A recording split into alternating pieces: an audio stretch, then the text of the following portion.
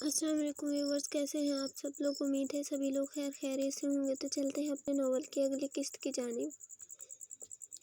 بھائی کیا آپ 2 منٹ فری ہیں؟ ارحم نے دروازے کے باہر سے ہی ہانک لگائی۔ وہ جو شاور لینے جا رہا تھا واپس کمرے سے باہر نکل آیا۔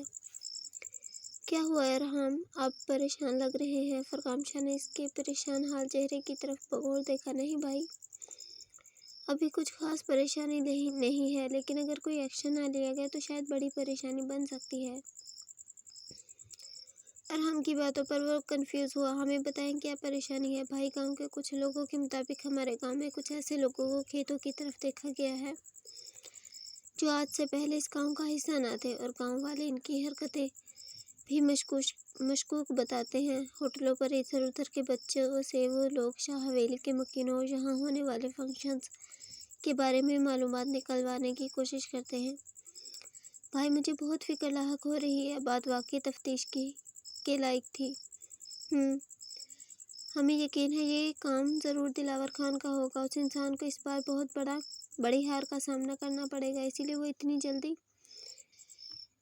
خاموش بیٹھنے والوں میں سے نہیں ہے۔ لیکن آپ فکر نہ کریں، ہم کچھ کرتے ہیں۔ ارحم کو تسلی دے کر وہ کچھ پل خاموش ہو گیا۔ اچھا، آپ ایک کام کریں، حویلی کی سیکیورٹی کو بڑھا دیں اور ہمارے کچھ آدمیوں کو ان لوگوں کے پیچھے لگا دیں جہاں ان لوگوں کی موجودگی کا شبہ ہے۔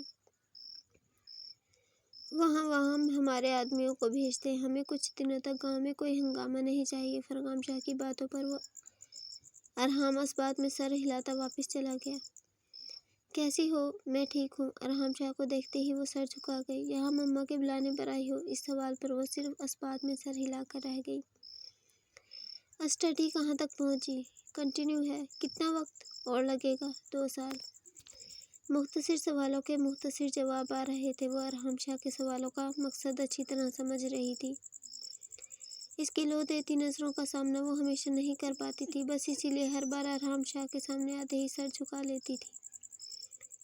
دونوں کے دلوں میں ہی انکہے جذبوں نے جگہ لے لی تھی، لیکن اظہار نہ ارحم شاہ کی طرف سے ہوا تھا اور نہ ہی حوریہ کی طرف سے۔ ارحم شاہ صرف اس کی اسٹڈی پورے ہونے کا انتظار کر رہا تھا تاکہ پھر پورے اصول و ضوابط کے مطابق اس کے گھر رشتہ بھیج سکے، جبکہ حوریہ یہ سوچ کر اپنے جذباتوں کو دل میں دفن کیے تھی کہ شادی بیاہ کے معاملے بڑوں نے طے کرنے ہوتے ہیں، اور شاہ خاندان کے فیصلے تو ہمیشہ ہی بڑوں نے کیے تھے۔ جو اس کے فیصلے بڑے کریں گے وہی اسے بھی قبول ہوگا۔ اسی وجہ سے ارحم شاہ کے جذبوں کی پذیرائی نہیں کر رہی تھی۔ میں جاؤں؟ جاؤ۔ وہ بس ٹھنڈی سانس بھر کے رہ گیا۔ حوریہ کے پاس سے گزرنے پر ارحم شاہ کے چہرے کو دلفریب مسکراہٹ نے چھوا۔ ان دونوں سے کچھ دوری کے فاصلے پر کھڑے ایک انسان قہر برساتی نظروں سے ان دونوں کی طرف دیکھا۔ اوہ، تو یہی ہے وہ میڈم جس کی وجہ سے ارحم شاہ نے میری ماں کی بے عزتی کی تھی۔ سب ریڈی ہو گیا نا؟ وہ سیدھا کچن میں داخل ہوئی جہاں نگین پکوڑے، سموسے، کباب تلنے کی تیاری کر رہی تھی۔ کیوں، کیا ہوا؟ نگین نے مسکرا کر جواباً سوال ہی کیا۔ ارے نہیں بوا، وہ آپ کے سائیں پوچھ رہے تھے ان کے دوستوں کو کتنی دیر انتظار کروانا ہے۔ حوریہ نے تو اپنی طرف سے کوئی شوق سا جملہ بولا تھا، مگر نگین کے ہاتھ پاؤں پھول گئے۔ باقی سارا کھانا تیار ہو گیا ہے، بس یہی فرائی کے لیے رہ گئے ہیں۔ ارے بوا، آپ اتنا پریشان کیوں ہو رہی ہیں؟ میں تو صرف مذاق کر رہی تھی۔ وہ کھلکھلا کر ہنسی۔ تو نگین نے حیرت سے اس کی طرف دیکھا۔ جب اچھی طرح یقین ہو گیا کہ وہ مذاق کر رہی ہے، تب کہیں جا کر اسے کچھ سکون ہوا۔ لائیں بوا، میں آپ کی کچھ مدد کر دیتی ہوں۔ آگے بڑھ کر کچے سموسوں سے بھری ٹرے اٹھا کر اپنی طرف کھسکائی۔ ارے نہیں حوریہ، تم جا کر انجوائے کرو، میں کر لوں گی۔ ویسے بھی اب سارا کام تقریباً ہو چکا ہے۔ نگین نے اسے سہولت سے منع کرنا چاہا۔ وہ مہمان تھی اور شادی کے 2-4 دنوں تک ہی حویلی ٹھہرنے والی تھی، اس لیے اسے کام کروانا نگین کو اچھا نہ لگا۔ ارے بوا، آپ مجھے بیٹی بلاتے ہیں اور مہمان والی فارمیلٹی بھی نبھاتے ہیں۔ It's not fair. ان کے منع کرنے کے باوجود بھی وہ نامحسوس طریقے سے ان کی مدد کرنے لگ گئی۔ اوہ، تو یہاں اچھی ساس بہو بننے کا سین بھی آن ہے۔ ابھی ان سب کی خوشیوں کو ماتم میں نہ بدل دیا تو میرا نام بھی کنزا نہیں۔ اس طرح کیا پتہ فرغام صاحب کی شادی بھی ٹل جائے۔ کڑھائی میں پکتے آگ کی طرح گرم تیل کو دیکھ اس کے دماغ میں حد درجہ خرافاتی سوچ آئی۔ جیسے جیسے ماہی اور فرغام شاہ کے رشتے کے لیے سب لوگ گھر والوں نے رضامندی دی تھی، تب سے دن بدن وہ خطرناک ہوتی جا رہی تھی۔ सुबह शाम दिमाग जहरीला सोचता रहता और हर वक्त वो किसी ऐसे मौके की फिराक में रहती कि कब उसे कोई मौका मिले और वो इन खुशियों भरे पलों को तहस नहस कर डाले। मगर फरगामशी आके रहते ये मुमकिन नहीं था। अरहम का भी वो कुछ नहीं बिगाड़ सकती थी क्योंकि वो ईंट का जवाब पत्थर से देने वालों में से था। मगर हुरिया को नुकसान पहुंचाकर वो एक बेइज्जती का बदला तो ले ही सकती है। किचन की तरफ आता अरहम किंजा को किचन की दहलीज में खड़ा देख हैरान हुआ, जिसके चेहरे की शातिराना मुस्कुराहट बता रही थी कि वो इस वक्त जरूर कुछ खुराफाती सोच रही है। तभी वो तेजी से किचन के अंदर दाखिल हुई और इससे ज्यादा तेजी से अरहम शाह किचन में दाखिल हुआ। मामी आप क्या पका रही हैं? वो सवाल भले नगीन से कर रही थी मगर नजरें हनोर हुरिया पर जमी थी। किचन की दहलीज पर खड़ा अरहम हैरत और गौर से इसकी ये कार्रवाई देख रहा था। ओह वाह! समोसे! इश्तियाक ज़दा लहजा लिए वो तेजी से आगे बढ़ी और एक हाथ हुरिया की पीठ पर रखकर उसे कढ़ाई में धक्का दिया और खुद नामहसूस तरीके से समोसा उठा लिया। कढ़ाई में समोसा डालते हुरिया की उंगलियों का कुछ हिस्सा जब गरम गरम घी में गया तो वो यकदम बुलबुला उठी। धक्का काफी जोरदार था, शायद उसका मुंह भी कढ़ाई में जा लगता अगर पीछे से अरहम ने आकर एकदम उसे थाम ना लिया होता। लेकिन उसके बचाने के बावजूद भी उसकी उंगलियां तेल में चली गई थी। क्या हुआ? अचानक अफ्ताब पर हैरान परेशान से नगीन के हाथ से भी चम्मच छूट गया। अपनी कलाई को पकड़े हुरिया की आंखों से तवातर आंसू बह रहे थे। दाएं हाथ की 4 उंगलियों की सुर्खी बता रही थी कि वो अपना हाथ चला बैठी है। तकलीफ की शिद्दत से नाक गाल हत्ता के पूरा चेहरा सुर्ख हो चुका था। पूरा चेहरा हौले हौले लर्ज रहा था। पूरा वजूद हौले हौले लर्ज रहा था।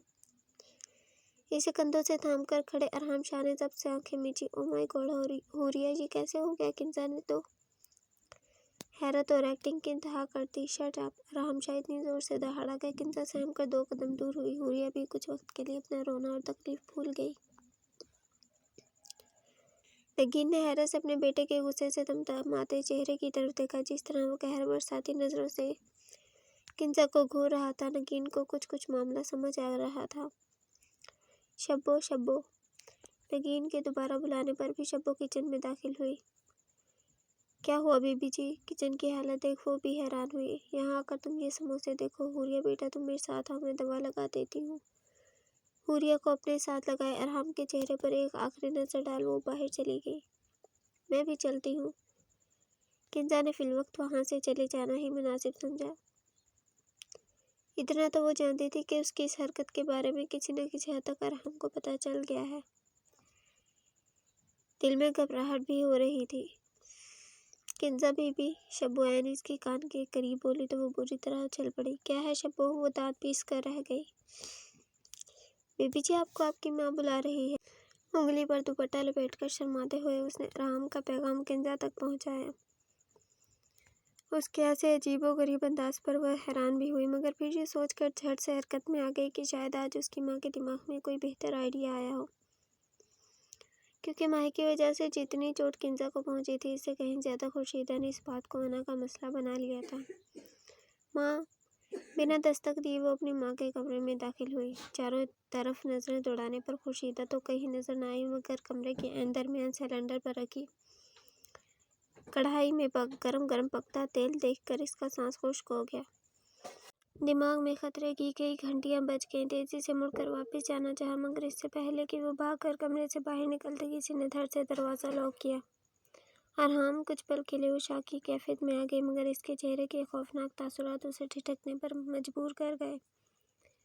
देखो अरहम, अगर तुमने मुझे कोई भी नुकसान पहुंचाने की कोशिश की तो मामा साई तुम्हें छोड़ेंगे नहीं।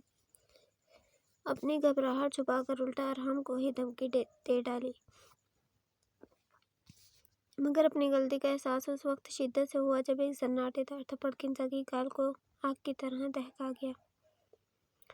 बेयकीनी की कैफियत में वो बस अरहम को तकने लगी। सारी जिंदगी जिससे किसी इंसान ने भूल से भी न मारा था, आज अरहम शाह ने उसे थप्पड़ दे मारा। अभी वो इस सदमे से बाहर न निकल पाई थी जब अरहम ने इसके बालों को मुट्ठी में जकड़कर इसका मुंह खोलते हुए तेल से कुछ इंच दूर खड़ा किया। آئندہ اگر تم اور تمہاری ماں نے اس گھر میں کسی کو بھی اپنی تھرڈ کلاس چالوں سے نقصان پہنچانے کی کوشش بھی کی تو یاد رکھنا، تمہارا میں وہ حال کروں گا کہ اپنا یہ گیا گزرا تھوبڑا کسی کو دکھانے لائق نہیں رہو گی۔ ارحم شاہ کی دھمکی پر وہ پوری طرح کانپ کر رہ گئی۔ گرم تیل کی بھاپ اس کے چہرے کو جھلسا رہی تھی اور بدبو اس کے دماغ کو چڑھ رہی تھی۔ سانس لینا مشکل ترین ہوتا جا رہا تھا۔ آج سے پہلے اسے ارحم شاہ سے صرف چڑ چڑھتی تھی، مگر آج اسے خوف آ رہا تھا۔ I'm sorry۔ منہ کے ذریعے سانس لے کر وہ بمشکل اپنے کیے کی معافی مانگ پائی۔ میں دوبارہ ایسا نہیں کروں گی، مجھے چھوڑ دو۔ اس پر کوئی اثر نہ ہوتا دیکھ وہ چلائی۔ ارحم نے ایک نفرت آمیز نظر اس کے چہرے پر ڈالی، ایک جھٹکے سے اسے فرش پر پھینکا اور خود باہر چلا گیا۔ پیچھے وہ خوف سے کپ کپاتی اپنا سانس بحال کرنے کی کوشش کر رہی تھی۔ آج مہندی کا فنکشن تھا۔ مہندی والی نے صبح ہی ماہی کے دونوں ہاتھ، بازو، پاؤں پر بھر بھر کے مہندی لگائی تھی، جس کا اثر شام کو نکل کر آیا۔ نگین اور حوریہ نے حیرت سے اس کی مہندی کے گہرے رنگ کو دیکھا۔ واؤ بھابھی، آپ کی مہندی کتنی پیاری لگ رہی ہے۔ میری دو دوستوں کی شادی ہوئی ہے، مگر کسی کی مہندی کا رنگ بھی آپ کی مہندی کے رنگ جتنا گہرا نہیں چڑھا۔ حوریہ نے کھلے دل سے تعریف کی۔ وہ بس اس بات میں سر ہلا کر رہ گئی، نہ جانے کیوں کوئی بھی خوشی محسوس ہونا بند ہو گئی تھی۔ نہ کوئی خوشی آ کر وجود میں سما رہی تھی، نہ ہی اداسی جان چھوڑ کر جانے کے لیے تیار تھی۔ بس ایک سب کچھ کھو جانے کا غم تھا، جو نہ اسے بھول رہا تھا اور نہ ہی وہ بھولنا چاہتی تھی۔ ہم اپنے کمرے میں جانا چاہتے ہیں۔ رسم ہونے میں ابھی کچھ وقت باقی تھا، اسی لیے وہ کچھ دیر آرام کرنا چاہتی تھی۔ آئیں بھابھی، میں آپ کو لے چلتی ہوں۔ نہیں، ہم چلے جائیں گے، سہولت سے منع کرتے وہ خود ہی آگے بڑھ گئی۔ حوریہ نے سوالیہ نظروں سے نگین کی طرف دیکھا۔ کچھ نہیں بیٹا، وہ اداس ہے، فی الوقت اسے کچھ اچھا نہیں لگ رہا اور نہ ہی کچھ سمجھ آ رہا ہے۔ جس دن اسے فرغام کی محبت سمجھ آنے لگے گی، اس دن باقی سب بھی بہت اچھا لگنے لگے گا۔ بوا بھابھی اتنی اداس اچھی نہیں لگتی، وہ منہ بچور گئی۔ واقعی وہ اداس اچھی نہیں لگتی، لیکن تم فکر نہیں کرو اور جا کر مہندی لگوا لو۔ نگین کی یاد دلانے پر اسے اپنے سادہ ہاتھوں کا دھیان بھی آیا۔ ایک ہاتھ تو جل گیا تھا، بس اب ایک ہی ہاتھ تھا جس پر وہ مہندی لگا سکتی تھی۔ وہ آج بھی کنزا کی اس حرکت کو نہ بھولی تھی، بس خاموش تھی، کیونکہ وہ اپنی اکلوتی بوا کے گھر شادی کے ماحول میں کوئی بد نظمی نہیں چاہتی تھی، ورنہ اس کنزا کو اسی کی زبان میں جواب دینا اسے اچھے طریقے سے آتا تھا۔ لیکن اسے کیا خبر، کوئی اسے پہنچائے گی، یہ تکلیف کا بدلہ اسی وقت لے چکا ہے۔ کیسی ہیں آپ؟ کیسے ہیں آپ؟ وہ بیڈ پر بیٹھی اپنا دوپٹہ اتارنے ہی لگی تھی کہ فرغام شاہ بنا دستک دیے کمرے میں داخل ہوا۔ اب بنا نوک کیے آئے ہیں، نہ جانے کیسے شکوہ زبان سے پھسل گیا۔ کیا ہمیں نوک کرنے کی ضرورت ہے؟ فرغام شاہ کے سوال پر وہ ہکا بکا رہ گئی، کوئی جواب نہ پا کر سر جھکا لیا۔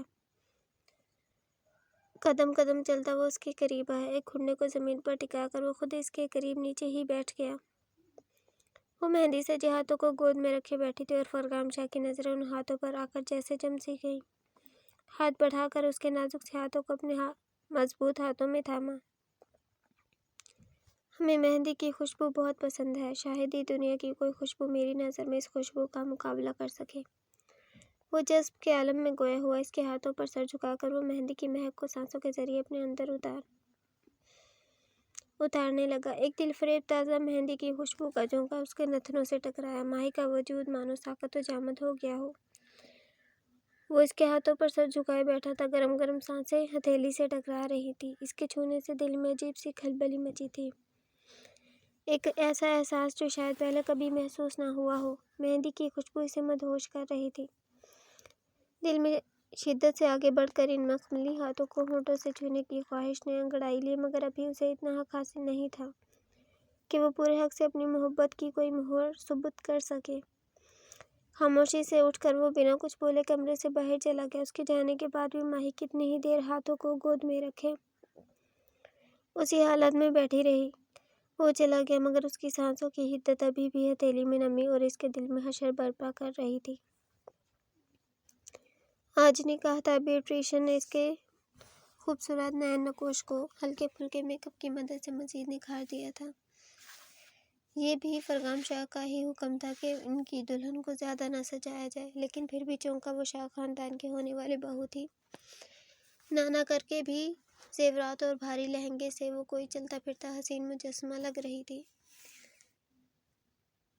माशाअल्लाह, नजर ना लगे। नगीन ने ना जाने कौन कौन सी चीज़ों से उसकी नज़र उतारी। अच्छा बेटा, तुम कुछ वक्त के लिए यहीं बैठो ताकि मैं जाकर बाहर के इंतजामात देख लूँ। कुछ ही देर में नक्का कुआं आएगा, फिर हुरिया तुम्हें आकर ले जाएगी। वो इसे प्यार से पुचकार कर खुद बाहर चली गई तो माही को कुछ वक्त पुरसुकून होने के लिए मिल गया।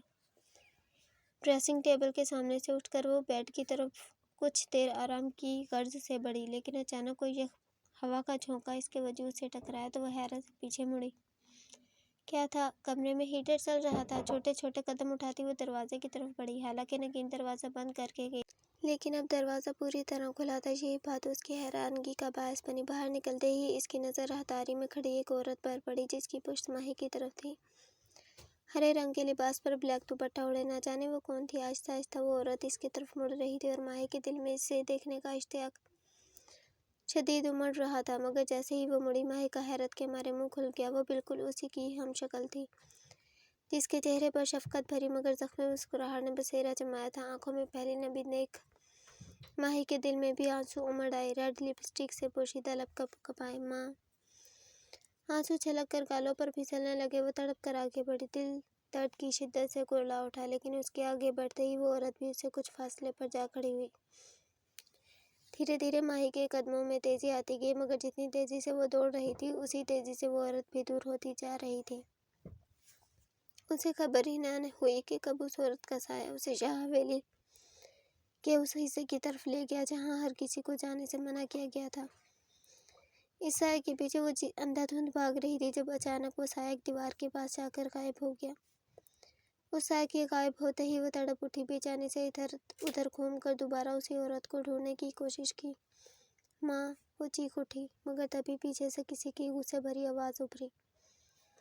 आप यहाँ क्या कर रही हैं? मीशा की करख्ता आवाज़ पर वो सहम गई। आपको पता होना चाहिए, हवेली के इस वीरान हिस्से में आने की किसी को भी इजाज़त नहीं है। उन्होंने किसी को भी पर खासा जोर दिया। वो कुछ कहना चाहती थी, मगर मीशा की कहर बरसाती नज़रों ने इससे अल्फाज छीन लिए। जाए यहाँ से, वो एक बार फिर गरजे। वो खामोशी से सर झुकाकर वहाँ से चली गई, मगर दिल दिमाग इन्हीं दीवारों में कैद हो गया था।